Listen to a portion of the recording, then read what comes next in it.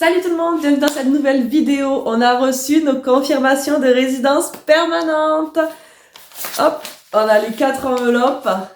On les a reçues hier, donc le 22 mai. Je vais vous laisser avec les images, j'ai filmé ça, on a fêté ça et je vous reprends après. On a reçu les confirmations.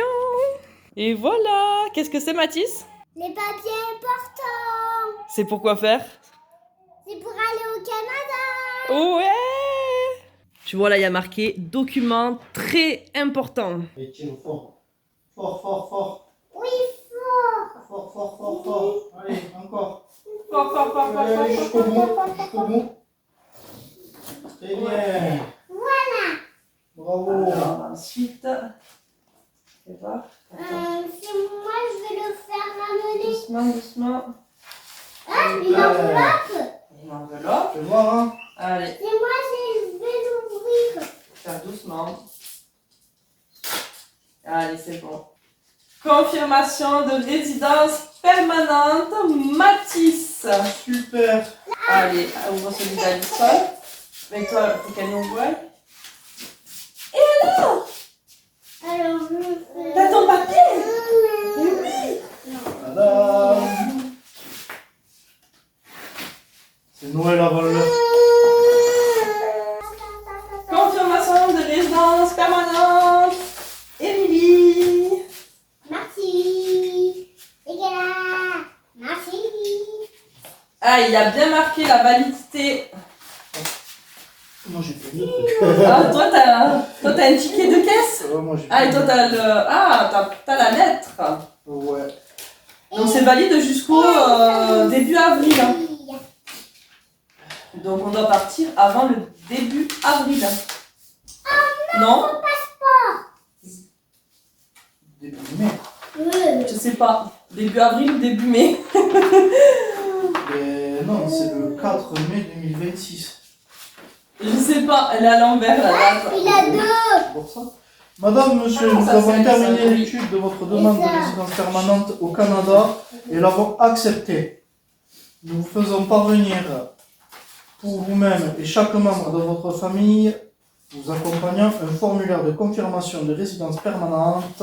Ce formulaire doit être présenté au point d'entrée à votre arrivée au Canada avec un passeport valide. Vous devez arriver au Canada avant la date d'expiration qui apparaît sur votre CRP. Bon, il va falloir lire tout ça. Et ça, c'était quoi? C'est un ticket de caisse. Service de livraison, 49,50 €. Service de livraison... Ah non, c'est transmission, 49,50 €. Service de livraison, 104. Service de notification par SMS et par mail, 9,20 €. Total, 162,70 €. Et voilà. Mon Confirmation. document. Donc il ne faut rien perdre et rien abîmer.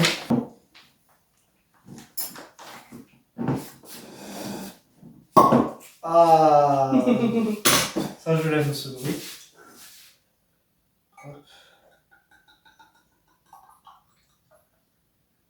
Et voilà pour toi. Et bien sûr.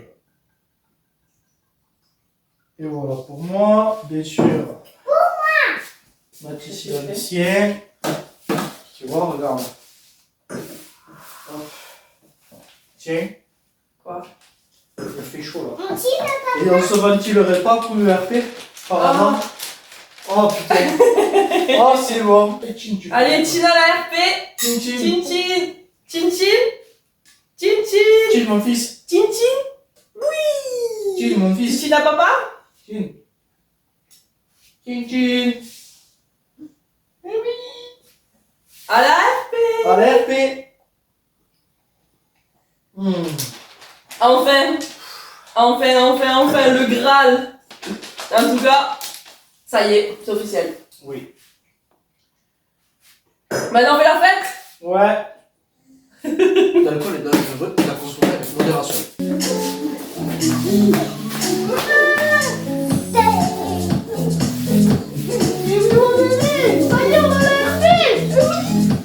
C'est le début d'une nouvelle vie. Allez, à tour. Vas-y, tourne.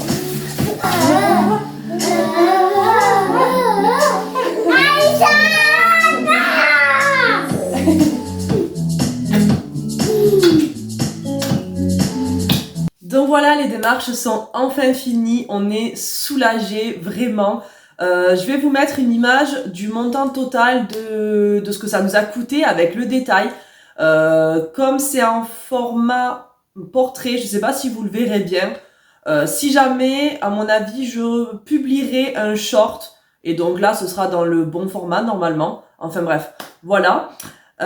Sinon, n'hésitez pas aussi de me suivre sur les autres réseaux sociaux, Insta et TikTok. Ah, je vous mets aussi la photo justement avec toutes nos dates et nos étapes. Donc en tout, ça nous a pris 21 mois, sachant que du coup, comme vous savez, voilà, j'ai été enceinte, j'ai accouché, on a fait traîner un peu, puis ensuite il a fallu rajouter notre fille.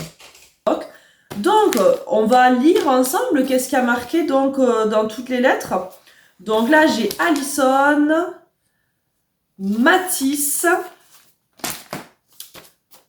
Émilie et Vincent. Donc, je vais prendre celle de mon mari Vincent, vu que c'est le requérant principal. C'est lui qui avait eu la lettre qui accompagnait. Comme vous avez pu voir, il a lu un petit peu dans la vidéo. Je ne sais pas si vous avez tout entendu. Mais en gros, voilà. La résidence permanente a été acceptée. J'ai ma fille à côté. Eh ben... du coup, évidemment, s'il y a un changement, il faut les prévenir. Ils nous disent qu'il faut vérifier les confirmations de RP pour voir qu'il n'y ait aucune erreur. Il y a une date d'expiration de la RP, donc il faut arriver avant sur le territoire. Ça correspond à peu près, je crois, à la visite médicale favorable. Voilà. Des explications, que on peut avoir des aides pour préparer notre départ sur IRCC, les services avant arrivée. Voilà, qu'il y a aussi les fonds qu'il faut avoir sur le compte, les fonds exigés par le Québec. Enfin bon, voilà, des petits renseignements. Ensuite, comme vous avez vu dans la vidéo, il y avait le ticket de caisse de VFS Global pour les paiements qu'on a payés là récemment. On avait payé en ligne, donc pour pouvoir recevoir nos RP par courrier. Et aussi, comme j'ai précisé, enfin je sais pas si vous avez entendu dans la vidéo, il y a aussi des paiements de transmission parce que pour les enfants, ils devaient transmettre leur dossier à l'ambassade de Paris pour faire des vérifications. C'est obligatoire, donc bref, il y avait ça aussi à payer. Ensuite, concernant la confirmation de résidence permanente, donc on y trouve nom, prénom, date de naissance,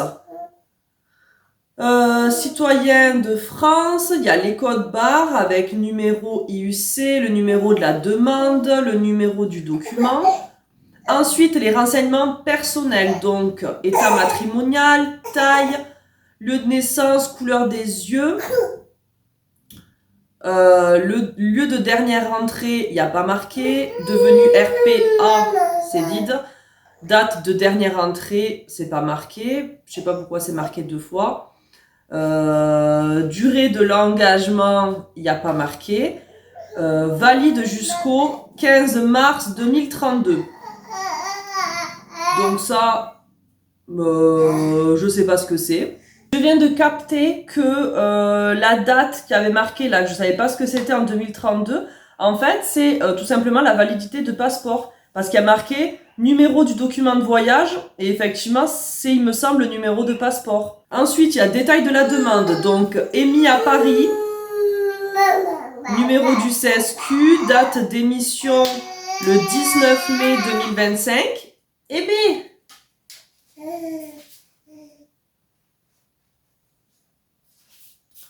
Donc, c'est la date à laquelle notre RP a été validée. Et elle est valide jusqu'au 4 mai 2026. Donc, le 4 mai 2026, c'est la veille de notre date de visite médicale favorable. Parce qu'on a passé les visites médicales le 23 avril et on a eu la visite médicale favorable sur notre compte IRCC le 5 mai, je crois, non? Ou le 5 mai, il me semble. Donc là, c'est marqué que c'est valable jusqu'au 4 mai 2026. Ville de destination, Québec. Conditions aucune. Détails médicaux, numéro EMR. Valide jusqu'au 4 mai 2026. Donc voilà, c'est la même date. Information du répondant. Ben là, il n'y a pas marqué. Personne à charge. Bon, ben du coup, Émilie, épouse, Mathis et Alison en enfant, accompagnant tous les trois. Et ensuite, à la fin, donc ils ont collé la photo qu'on leur a envoyée avec observation, agent d'immigration, 2 points, date. Je déclare que les déclarations ci-dessus sont véridiques et exactes et que je comprends parfaitement les conditions imposées. Signature, date. Copie d'IRCC. Et là, du coup, copie de client. Donc, c'est exactement la même chose, sauf que celle-là, du coup, on devra la conserver. Et voilà. Donc ça, c'est les 2 documents. Donc, comme je vous dis, c'est les mêmes. Il y en a un que, à mon avis, ils garderont à l'aéroport et l'autre qu'on pourra garder. On doit venir à l'aéroport avec ces 2 documents. Aussi, c'était précisé, il me semble, sur cette lettre. Je viens de me rappeler, je sais plus où c'était marqué, mais il y avait marqué qu'il fallait venir aussi avec une copie de nos CSQ. Donc, eh bien... Donc voilà, on va devoir imprimer nos CSQ, plus la confirmation de RP, nos passeports évidemment, et nos billets d'avion évidemment.